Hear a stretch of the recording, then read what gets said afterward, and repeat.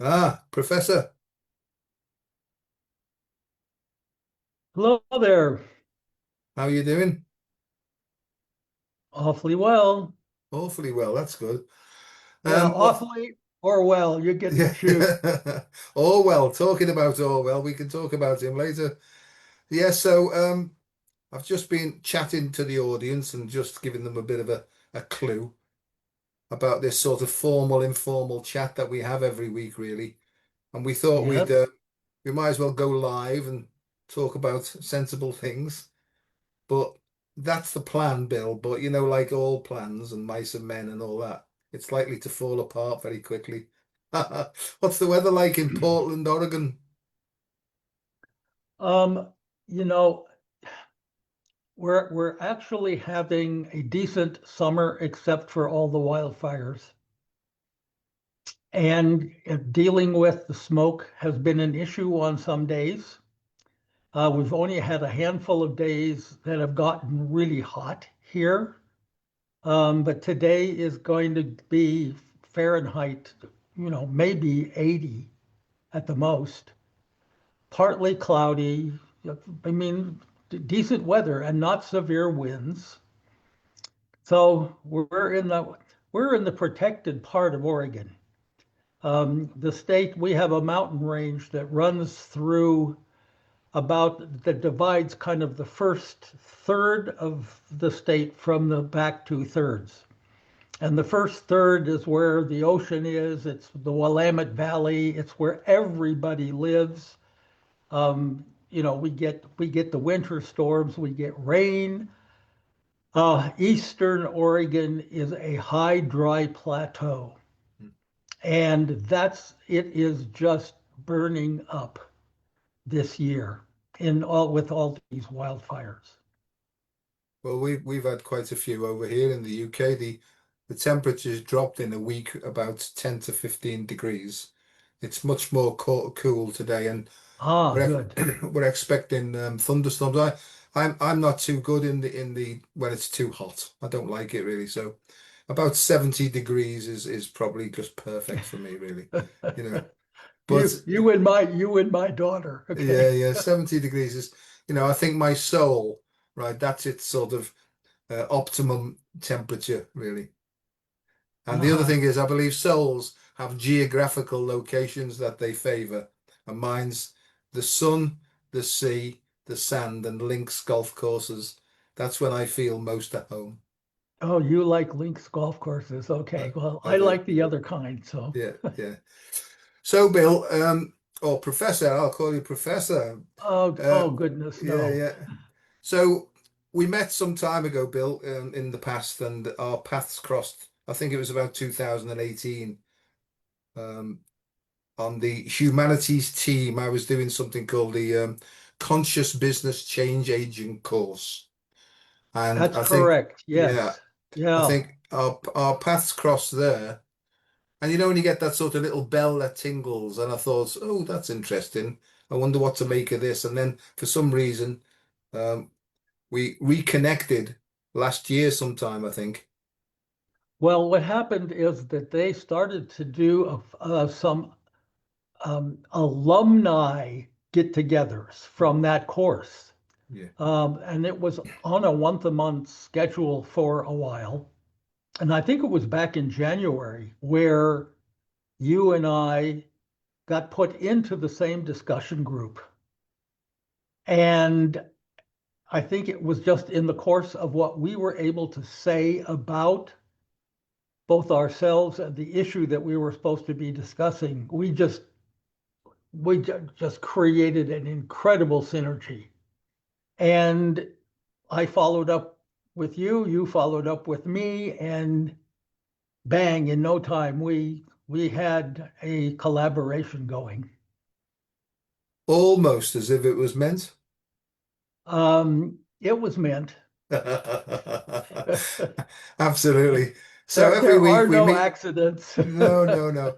Every week we meet up, we have a chat about various things, but my area of enthusiasm is education from maybe as soon as a child's born because I think there's all sorts of things going on universally now.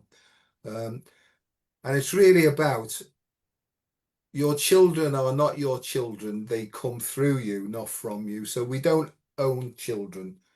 They own themselves. And I think, to use my words, is basically it's up to us as parents or guardians or whatever to stand back, make sure that they're safe, but to allow them to grow themselves really, rather than pouring all sorts of stuff into them.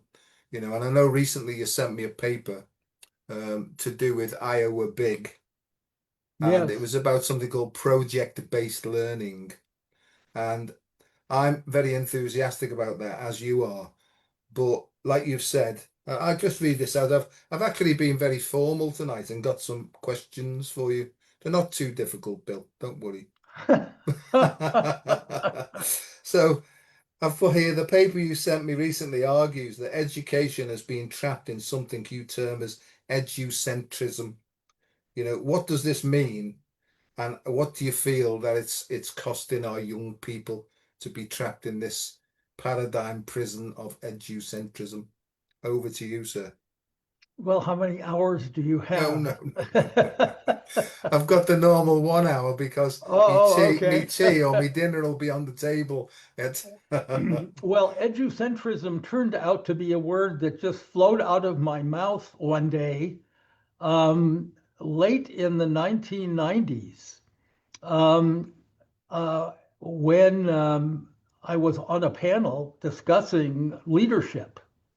Because I had by that time, written a book with my colleague, Dr. Charles Schwann, that was a big bestseller over here in the States called Total Leaders.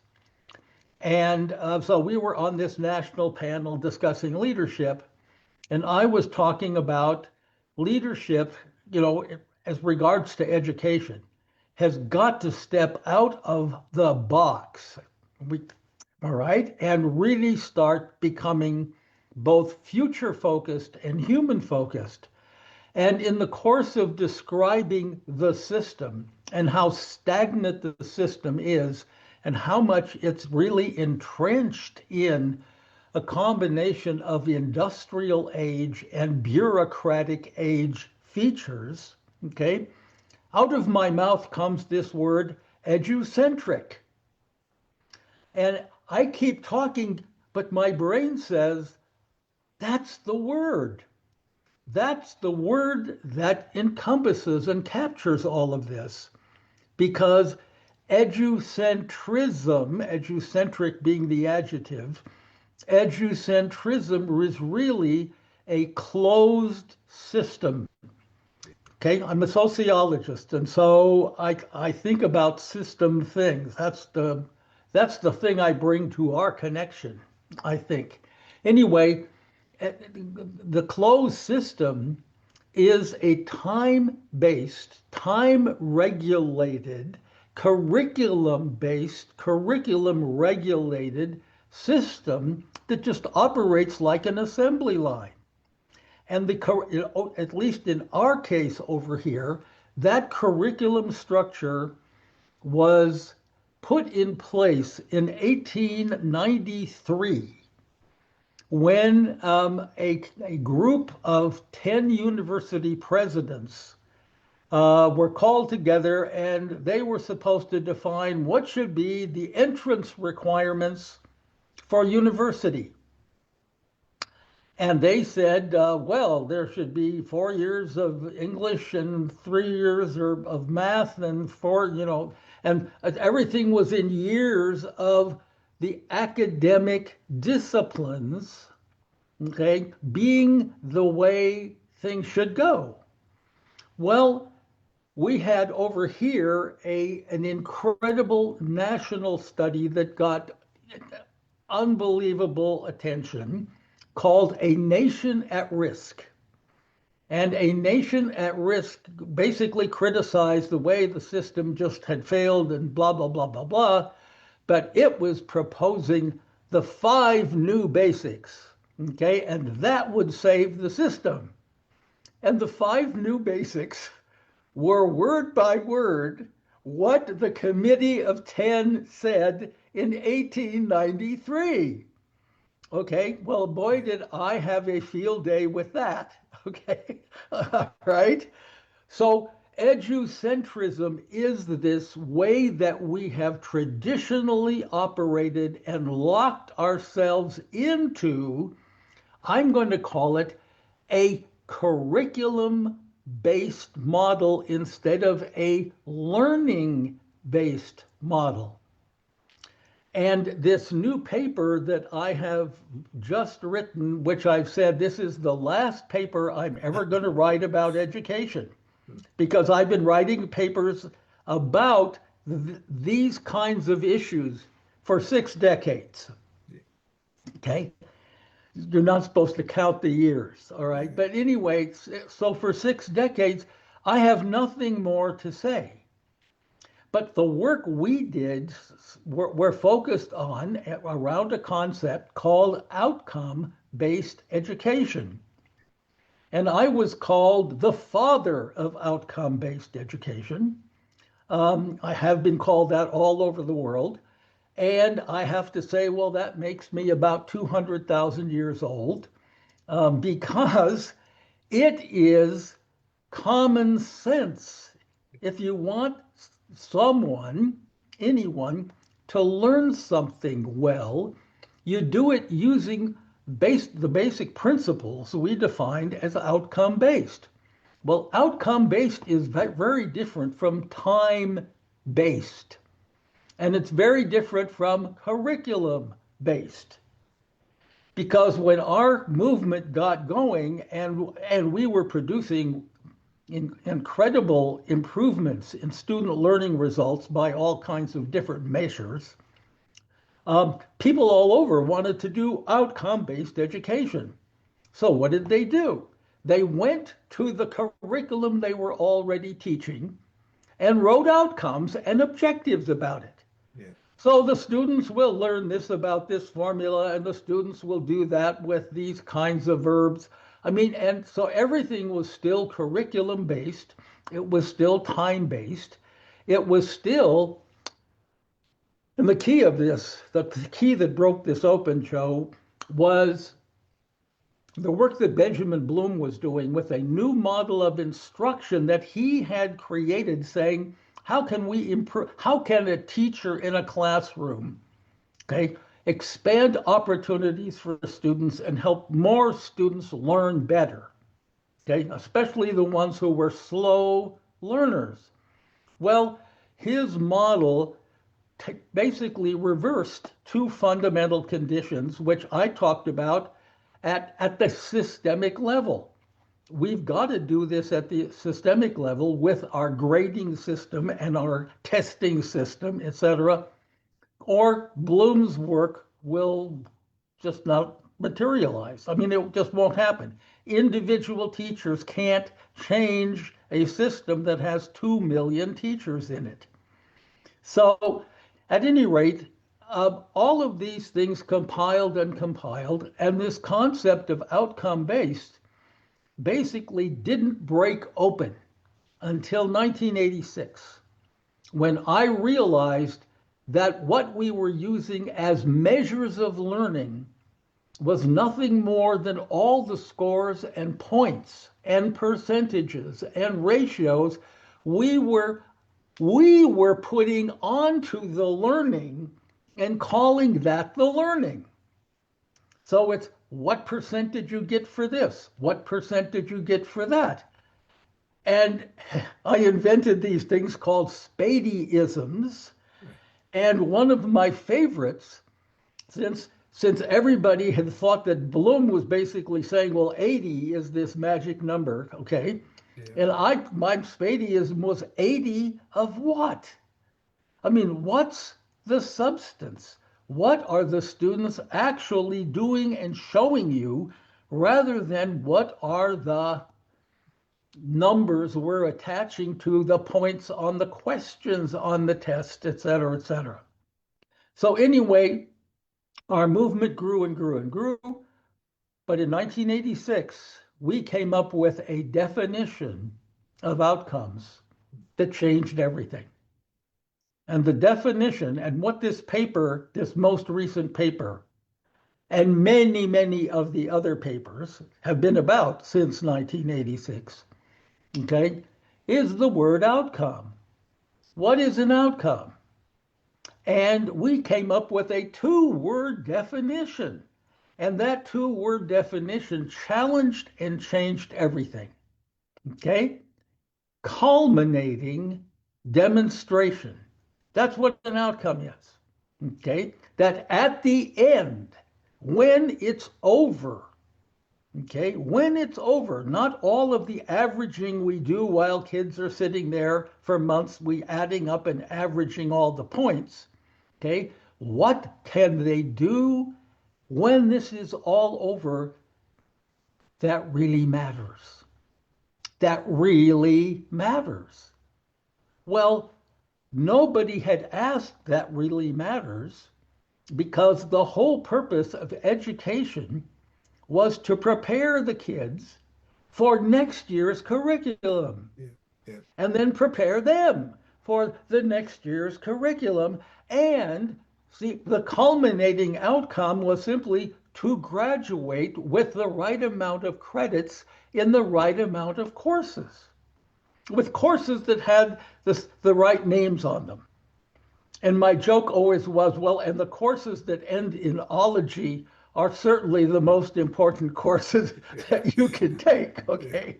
So I was having a field day, as we say. I mean, I was having a great time tearing apart the assumptions, exposing, okay, the superficial assumptions around which we had built an institutional structure. Okay? And it would all amounted to one-dimensional learning. Yeah. Can students, okay, cognitively assimilate enough of all of this content we're teaching? And it had, now you can say, oh, well, we have extra curriculum for students and we do this and that, etc. That's all very nice. But what it goes on the transcript? Okay, that's where I took people right to the credentialing system. The first thing I said, I'm sorry, I'm jumping all over, but No. the first thing I said about Bloom's work when I was introduced to that mastery model that he developed, okay, and I was given a preview of it, I said, this will never work. And my buddy, who was Bloom's #1 assistant, said, what do you mean this will never work? And out of my mouth came the words, okay, just like edugentrism did. I said, because the credentialing system controls the instructional system, okay? And everything we do in instruction, that is, we teach courses so that they get credit. And if they don't get credit toward graduation, well, the course is useless. So the transcript, the student's record, is filled with credit-based numbers Yeah. about courses. Where's the human being? Nobody knows. All right? So I learned something from one of when we invented this brilliant definition, 2 words, okay, culminating demonstrations. The students need to do something. Well, that was a team of 4 people that put that together on a Wednesday afternoon, and the other 3 were high school teachers. And one of them, Spence Rogers, he became one of our top consultants in the consulting organization I created.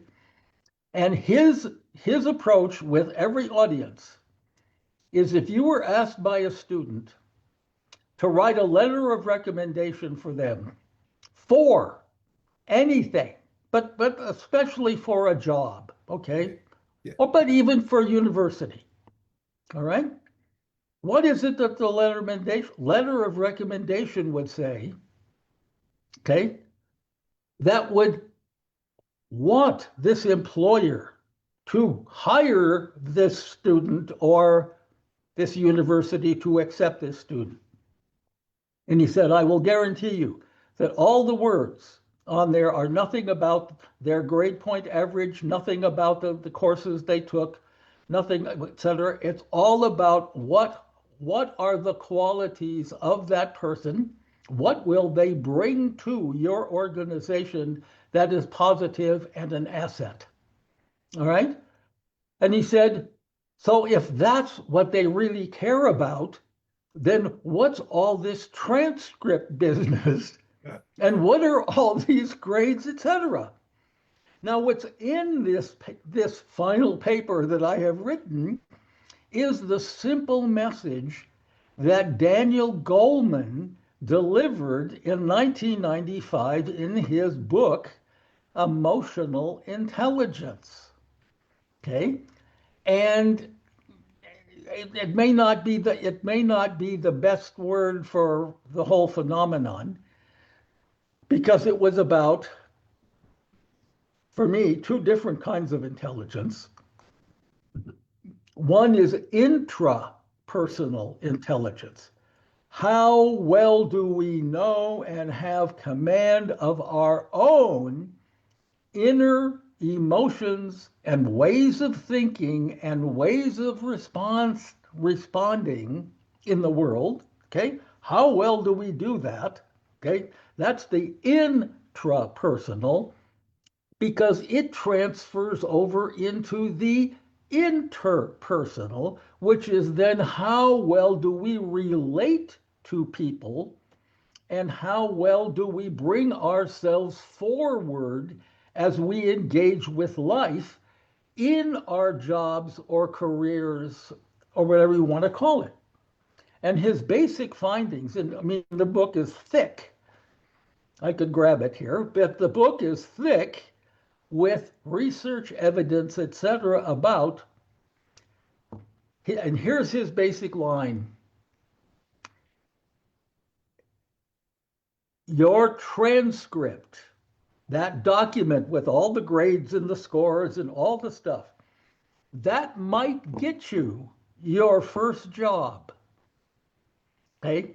But whatever is on there is going to be irrelevant beyond that, because the world will have changed. But it is your, and if I could summarize it, it's your character and your relational ability, etc., that really matters in terms of the whole rest of your career and life.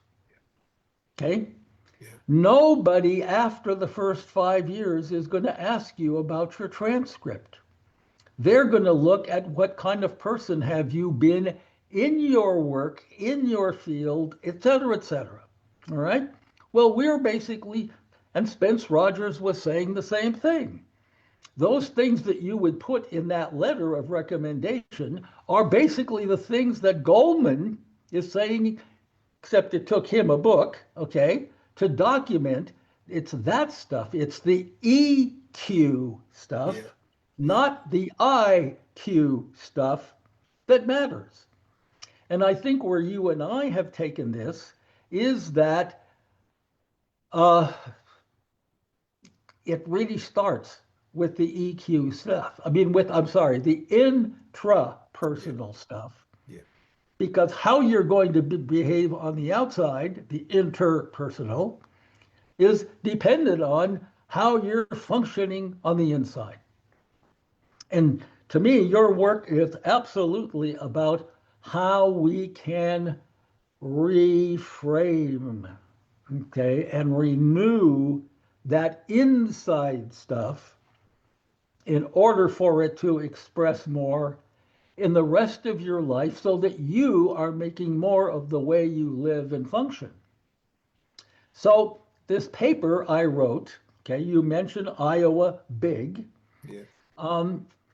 I simply decided that there are two realities about outcome-based education. Okay? Everybody says they're doing it, and they're not at all. okay? Because they're doing curriculum-based outcomes, and they're doing calendar-based organization, and they're doing credit-based obsession, but they're not doing outcome-based education. So I am world famous for something that nobody is doing. Okay, that's an interesting place to be. But the other thing is when they find out what it really is and really requires, that you develop a framework that is basically about what kind of human beings do we want to send out the door.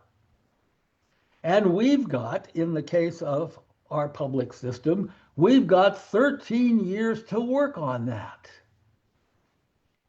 Well, it turns out that one of the most remarkable consulting experiences I ever had happened in 1991 in working with a school district in Colorado, right outside of Denver, which is the capital city of the state of Colorado.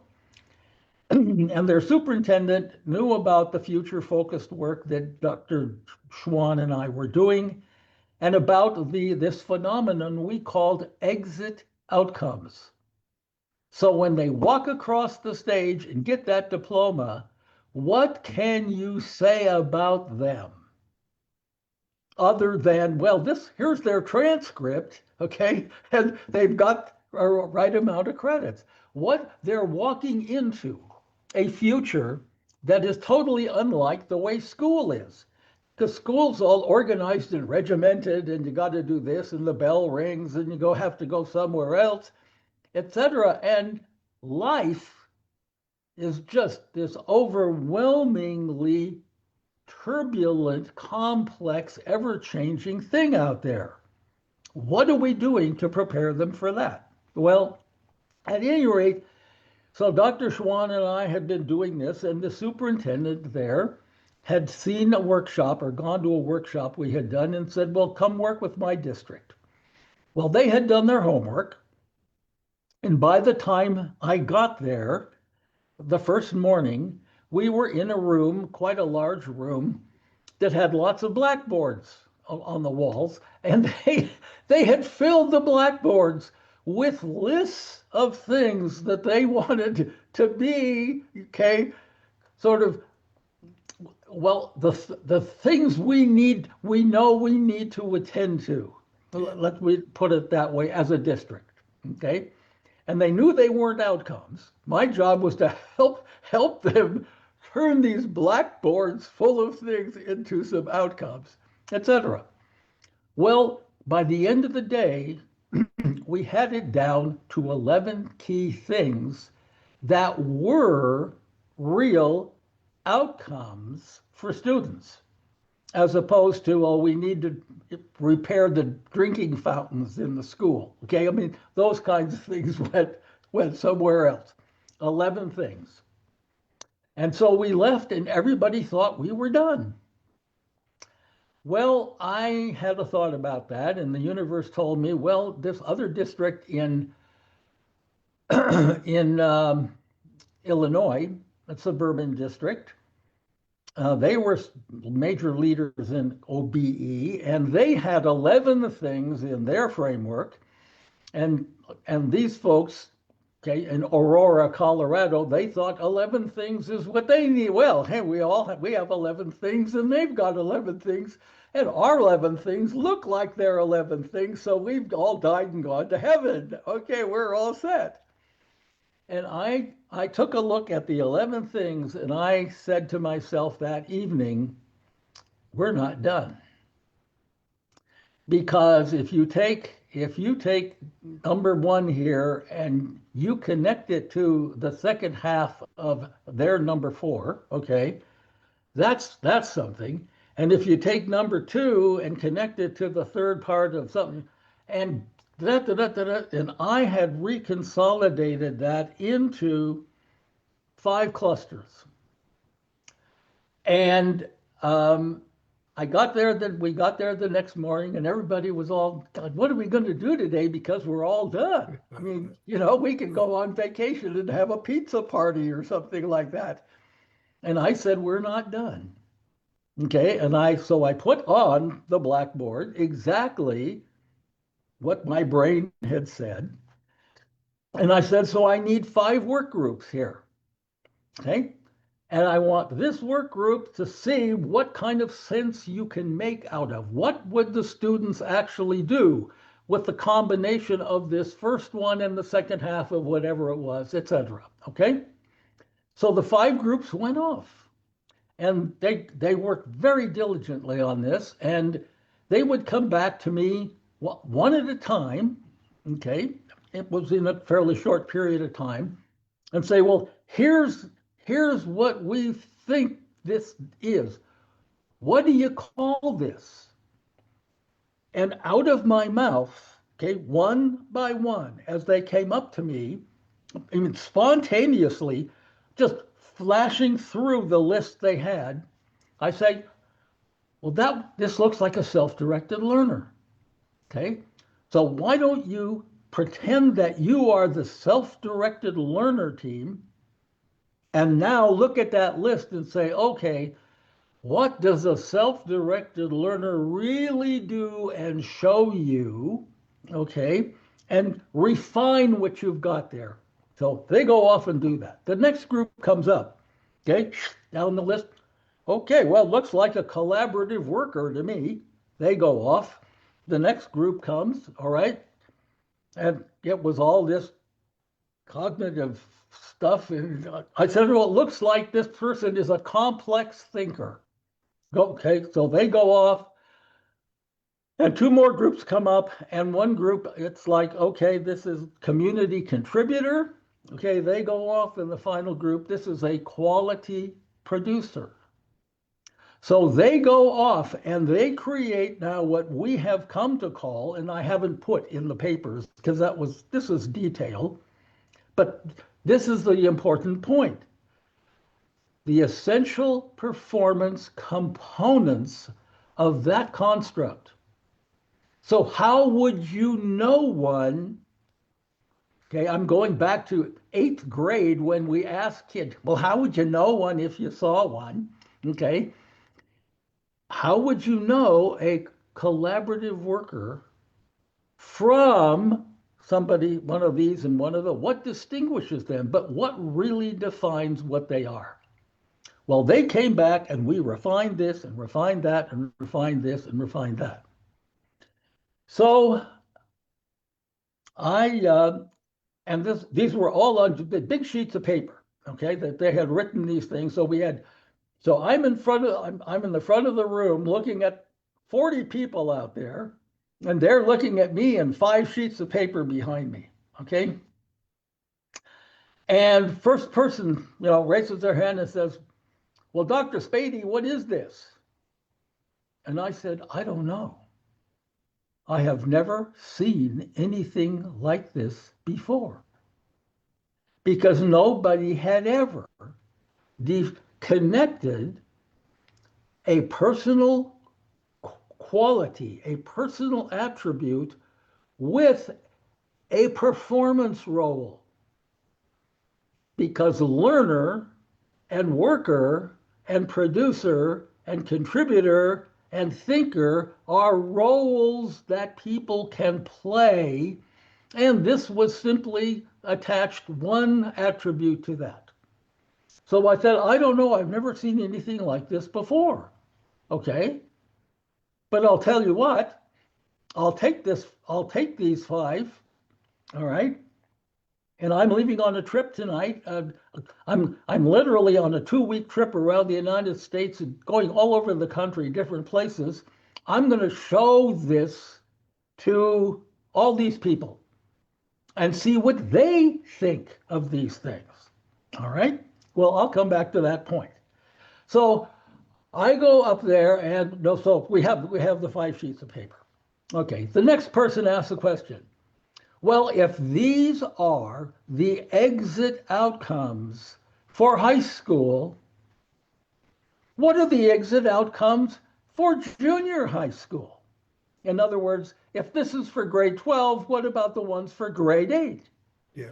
And before my brain could turn on, absolutely, my mouth said, same ones.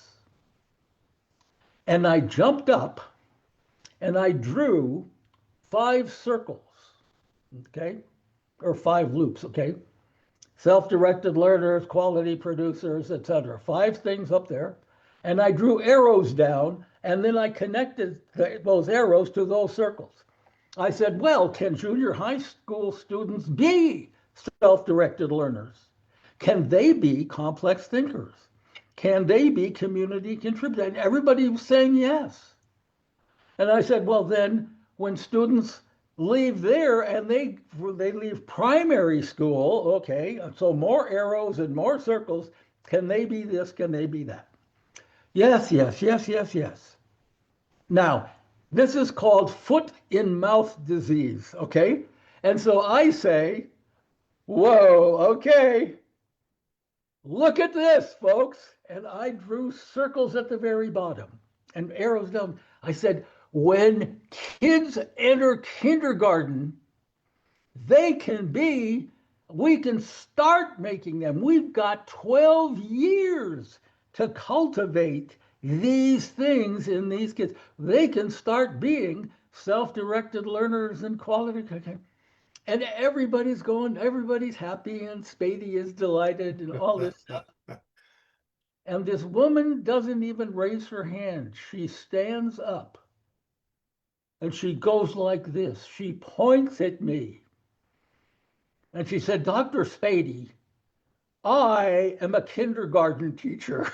And I thought, oh, my life has just ended. Okay. She said, I want you to know that when children enter kindergarten, they're already self-directed learners and quality producers and collaborative workers, blah, blah, blah. Oh, was that a lesson? Until the curriculum director said, yes, and by grade 4, they aren't any more of those at all because we've turned them into students, okay? And it's like, oh my goodness, this day was unbelievable.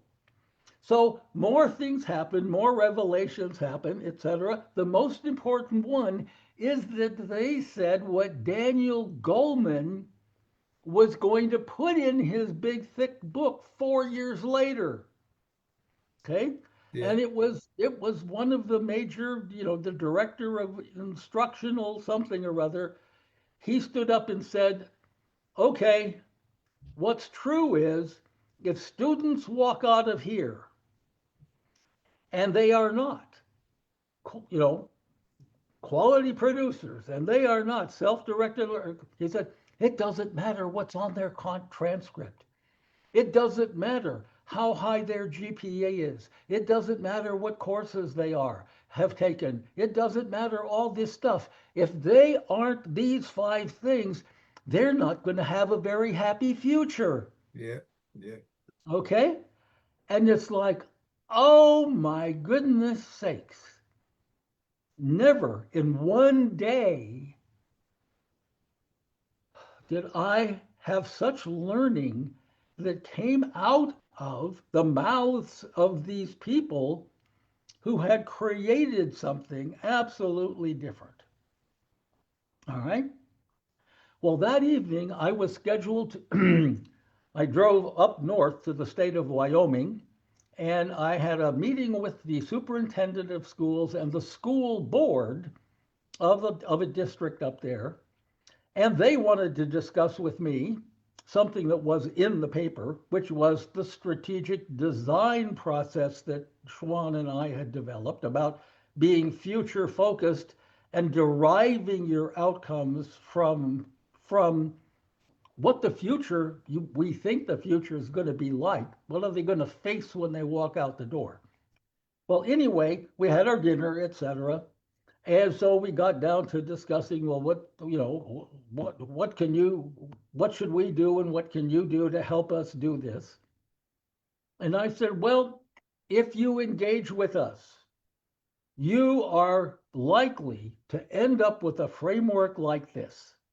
And I had asked them, please put your 5 things on a list for me because I'm leaving on this trip and I need to have this. I need to show this to people. So all this stuff is on a piece of paper. And I said it would be things like this. And I reach across the dinner table, okay, and hand it to the superintendent. And he looks at the sheet of paper and he says, oh, these are great. We'll take these. And he turns because he's going to put them in his briefcase. And I lurch across the table and grab the sheet. And he's got the sheet and I've got the sheet. And there's this tug of war, okay? And my brain says, boy, I think you've got a winner here, okay? And the other part of my brain said, don't pull too hard or the sheet will rip, okay? So anyway, he surrenders it and allows me to have the sheet back because I said, you can't have these, okay? These belong to Aurora, the name of the school district, okay? You've got to create your own. Yeah. Now, they can be very much like these, but this has to come from what your people create and want to call these priorities. What do you want the exit outcomes to be so that these kids can thrive when they walk out the door or get the diploma rather than pretend that their credentials are going to get them somewhere? So the lesson was what I learned about kindergarten students, which is they walk in with these attributes. So I'm bringing this way back to your point, Joe. Okay, they walk in with these innate, incredible attributes, okay, etc. So I get invited to go to the Philippines and I'm doing all this stuff in the Philippines, etc. And I'm sharing these frameworks and I'm sharing these circles and all this stuff. And that I'm I'm working with different systems, etc. So I share them over here and I go here and I go here and then I go back. And I go back and they say, well, we have something for you, okay? And they bring the kindergartners out, okay? And the kindergartners have created songs and chants, etc., around this. We are self-directed learners. Okay? I mean, and the kindergartners are doing this. It's like, oh my God. So I developed a set of affirmation statements for them. All right. That every day that when school begins, etc., the kids can say, we are da da da da da, we are da da da da da, and build their day around that. So anyway, all that stuff is compressed into the paper except for the details. Okay. So that's what I've been doing. And it's not easy work. No.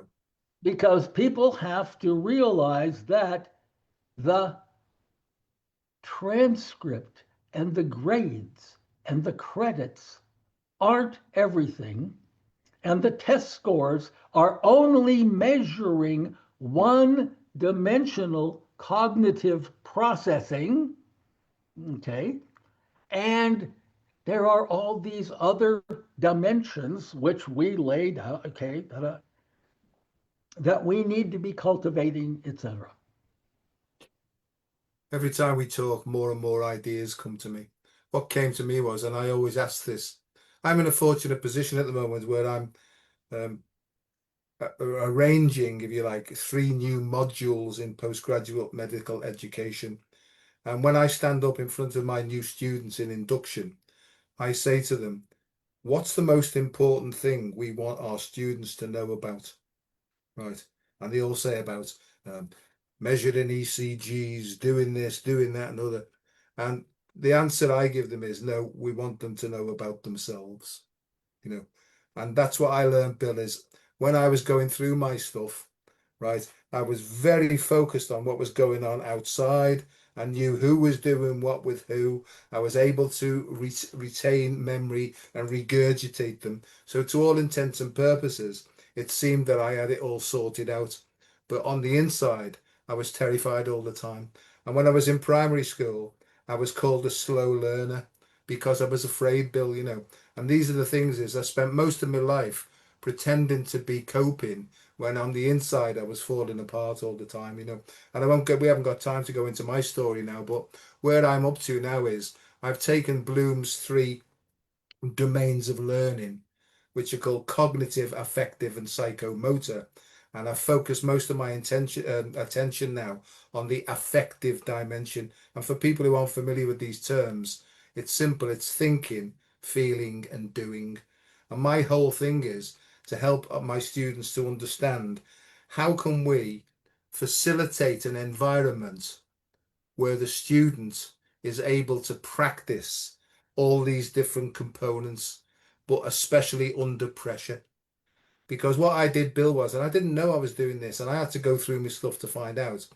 I realize now that there's a way to handle emotional stuff, right, rather than repressing, suppressing, and compressing stuff, you know. Yeah. So that's what I tell them. I share my experience, my strength, and my hope with them, and something seems to happen. And one of my phrases is, because I see the way forward is we need to get out of our heads and back to our hearts.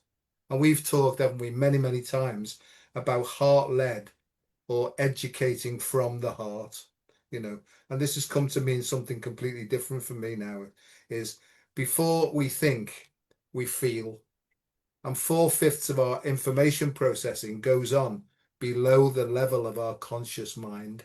And I didn't know any of these things, Bill, and I've been put by the universe, right, into this position to go through it, to basically understand what's going on in our nervous system. And what's become more important is if you're in the wrong state at the right time, you can't learn because state comes first.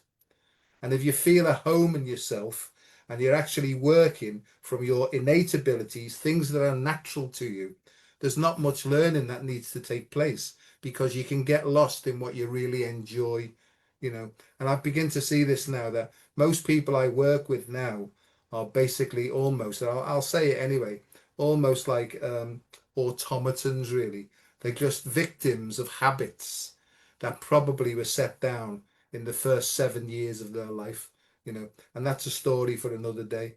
So what I'm really hoping people to do is to rather than react and take action quickly without thinking about it, is become more aware of their bodies, more aware of the signals that their body is sending to them, and by certain simple breathing techniques, it helps them to settle down in what's called the zero or the neutral point, and that almost like opens up a new dimension where they can breathe better, they can think better, and it almost expands their consciousness and gives them different menus of options. So that's where I'm coming from.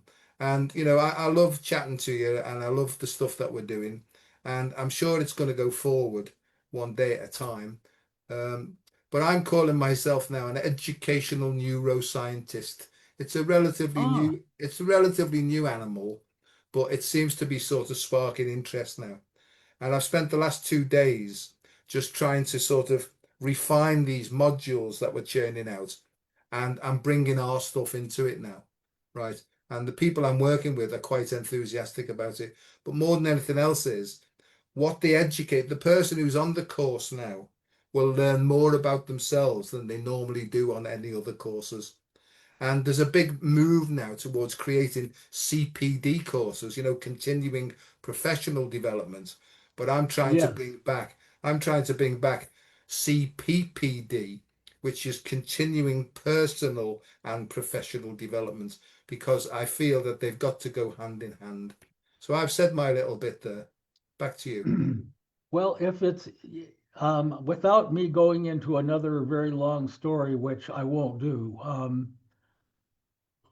I'll just say that what I have shared here um, has been amplified two or three other times very significantly when I've simply had unrelated, seemingly, flashes of insight about something that have given me major frameworks to develop around this work. Yeah, All right. It's not something where I sat there and with a pencil and drew pictures and then finally sort of realized how it's like, bam, I was just given this. All right.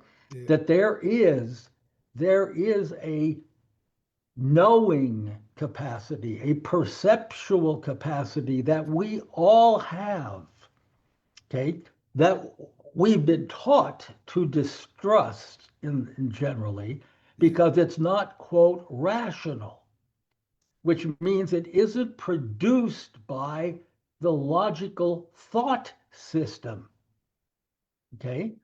But I will, I can show thing after thing after thing that have become the major frameworks we used, okay, in designing and developing all our stuff. And it just came out of nowhere. yeah, And my colleagues would, I mean, day by day, would ask me, where did you get this? Because I didn't have it the day before. And I I know said, it well, well. I'll tell you where it came from.